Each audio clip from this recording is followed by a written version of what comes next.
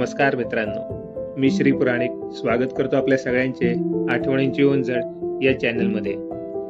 मित्रांनो, जर तुम्ही आम्हाला सबस्क्राईब केलंय आणि आमचे व्हिडिओ रेग्युलर बघताय तर आतापर्यंत तुमच्या लक्षात आलंच असेल की आम्ही रेअर पर्सनॅलिटीज आणि भारतीय संस्कृतीशी निगडीत असलेल्या काही पैलूंची माहिती आपल्यासमोर नव्याने घेऊन येत असतो.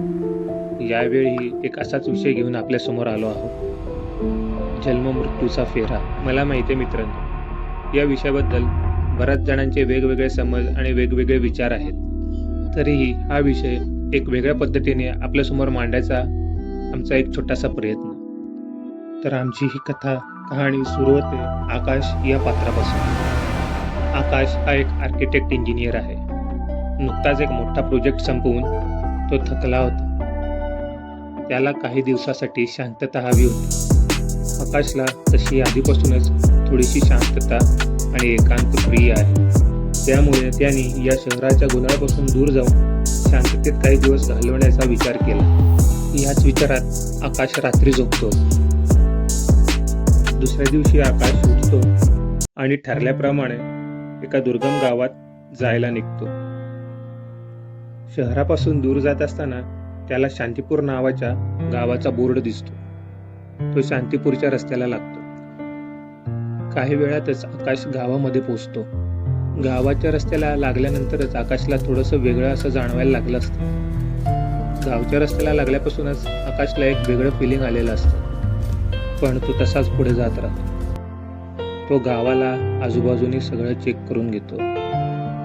तो ते गाव आजूबाजूनी फिरून सगळं बघतो. त्याला ते गाव आवडतं. तो गावातून फिरत असताना एका वृद्ध माणसाला भेटतो. आकाश त्या वृद्ध माणसाशी बोलण्याचा प्रयत्न करतो. तो वृद्ध माणूस आकाशला म्हणतो, अरे पोरा, लेकरा, कशाला या गावात आलायस? या गावाला एक शाप आहे. या गावात प्रवेश केल्यावर तुझंही भविष्य बदलल. हे ऐकून आकाश थोडा हसतो आणि त्याला निग्लेक्ट करून पुढे निघून जातो. दिवसभर गाव फिरल्यानंतर आकाश गावाच्या थोड्याशा हद्दीवर स्वतःचा एक असा तंबू उभारतो आणि तिथेच राहायचं ठरवतो. दुसऱ्या दिवशी उठून आकाश परत एकदा गाव फिरायला लागतो. गावाचे निसर्गरम्य सौंदर्य अनुभवत असतो. त्याला आता थोडं बरं वाटायला लागलेलं असतं. तो गावाच्या त्या सौंदर्यात बुडून गेलेला असतो.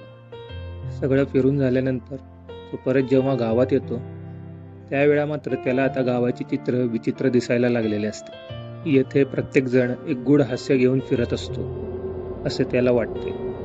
तर त्याला हेही जाणवते की आपण इथे आल्यापासून आपली साधी विचारपूसही कोणी केली नाही आणि कोणी आपल्याशी बोलण्याचा प्रयत्नही करत नाही आहे. हे सगळं त्याला जरा विचित्रच वाटायला लागलेलं असतं.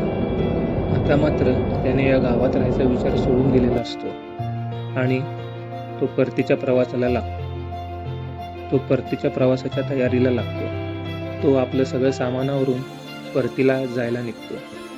तो आपली गाडी घेऊन गावाच्या बाहेर जायला निघतो. पण नक्की काय घडतं आकाशसोबत? काय आकाश या गावाबाहेर जाऊ शकतो?